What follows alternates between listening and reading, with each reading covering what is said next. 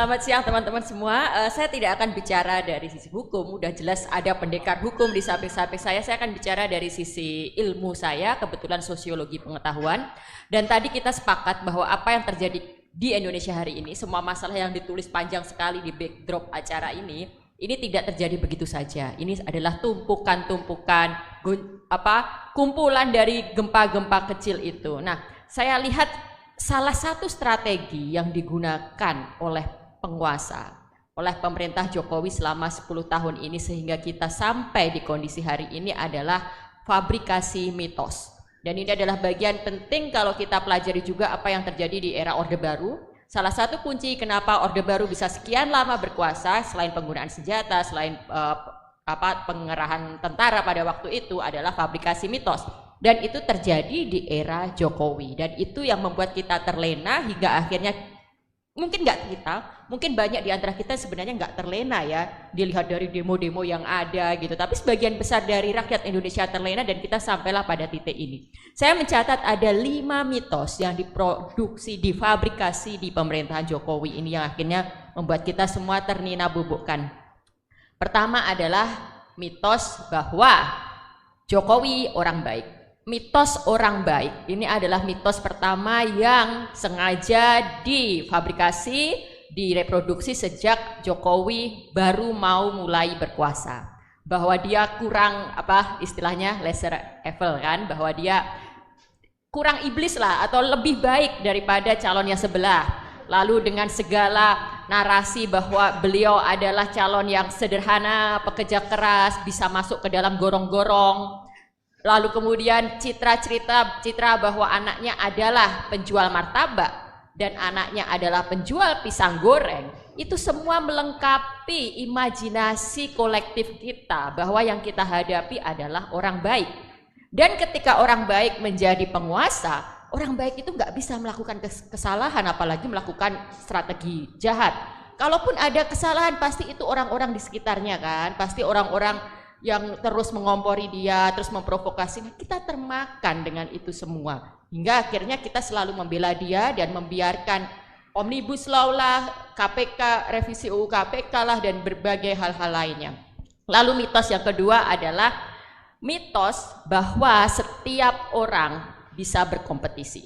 Lihat apa yang terjadi ketika anaknya mencalonkan diri jadi wali kota Solo, menantunya jadi wali kota Medan, lalu kita berteriak-teriak dinasti politik, ada nepotisme, ada pelanggaran etik, itu semua akan selalu dibantah bahwa ini kan demokrasi, silahkan untuk nggak memilih, ini kan demokrasi, semua orang juga bisa. Sekarang pertanyaan saya, bisa nggak ini Mas Umar nih, dosen hukum UGM sekarang nyalonin wali kota untuk tahun depan ini? Nah, belum tentu bisa, memang nggak bisa gitu kan, karena bukan anaknya Jokowi, bukan anaknya presiden.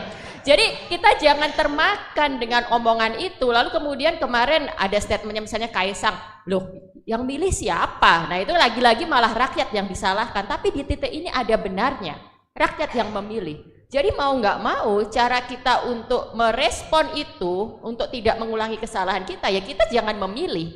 Kita jangan terbuai bahwa setiap calon, setiap orang memiliki kesempatan yang sama sehingga setiap orang berhak untuk dipilih. Ya kita akhirnya harus memutuskan bahwa kita tidak akan memilih. Lalu mitos yang ketiga nih, mitos yang sangat berbahaya kita makan oleh ini teman-teman generasi muda ini, mitos tentang pemimpin muda. Nah kita ini memang sebenarnya ini kontradiksi dan saya sesungguhnya sangat kecewa dengan kondisi hari ini karena ini membuat semangat kita untuk memunculkan pemimpin muda itu ternodai. Membuat cita-cita kita untuk menunjukkan bahwa pemuda juga mempunyai kapabilitas, bahwa sekarang waktunya untuk memberikan kesempatan pada pemuda itu tercederai dengan apa yang kita tonton ini. Nah sekarang akhirnya mau nggak mau kita harus mengoreksi narasi dan keyakinan kita bahwa anak muda memang harus diberi kesempatan, tapi tentu bukan anak muda yang mendapatkan kesempatannya dengan cara-cara yang non etis, tidak benar, bahkan melanggar hukum, bahkan kemudian nanti akan melanggar prinsip-prinsip demokrasi. Jadi sekali lagi untuk pemilu ke depan jangan termakan bahwa pemimpin pemuda yang harus kita dukung, jangan termakan bahwa pemimpin anak muda yang mengerti kebutuhan anak muda. Bahkan bisa jadi pemimpin anak muda itu sebenarnya nggak relate dengan persoalan kita, karena dia nggak pernah berangkat dari kondisi real yang ada dalam masyarakatnya. Nah, yang keempat nih, mitos yang juga bahaya banget nih.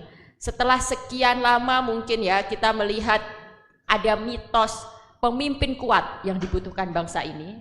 Ada mitos bahwa kita butuh pemimpin yang tegas. Sekarang ada upaya untuk membalik itu semua karena mungkin merespon situasi generasi Z yang senang joget-joget, yang senang tampil di TikTok, yang sudah mulai senang dengan ini. Nah, sekarang ada mitos pemimpin gemoy gitu kan, bahwa seolah-olah pemimpin yang hobi joget, pemimpin yang menggemaskan, pemimpin yang lucu gitu kan, itulah yang harus layak kita pilih karena dia merupakan cerminan dari anak muda hari ini. Wah, jangan mau dibodohi gitu. Ini saya sebenarnya sangat sedih melihat tren fenomena gemoy-gemoyan ini. Dia merasa bahwa Gen Z itu orang yang tidak peduli pada gagasan. Jadi calon yang menonjolkan kegemoy-gemoyan menganggap anak-anak muda yang duduk di hadapan saya ini hanya peduli pada tampilan lucu-lucuan, viral-viralan. Tentu ini pembodohan dan penghinaan pada akal sehat kita, pada naluri kita. Jadi sekali lagi kita harus menolak itu. Bukan pemimpin gemoy yang kita butuhkan, tapi memang pemimpin yang bisa menghadirkan gagasan-gagasan untuk kemajuan kita. Yang terakhir, mitos yang sudah lama dibangun dan akhirnya menjadi puncak permasalahan kita semua adalah mitos bahwa presiden netral. Hari gini masih percaya mitos presiden netral, nggak cawe-cawe, mitos bahwa dia nggak ikut-ikutan, mitos bahwa itu urusan partai gitu kan nggak mungkin gitu. Kita bisa melihat apa yang terjadi di hadapan kita, teman-teman bisa mencerna, menganalisis sendiri. Yang ada di hadapan saya mahasiswa-mahasiswa hukum, mahasiswa-mahasiswa yang memang peduli pada kondisi dalam masyarakat dan punya piranti untuk menganalisis itu. Justru netralitas presiden ini yang harus kita pertanyakan dan menjadi pangkal dari ini semua. Jadi 5 mitos ini harus kita waspadai, 5 mitos ini harus kita lawan dalam pemilu tahun depan.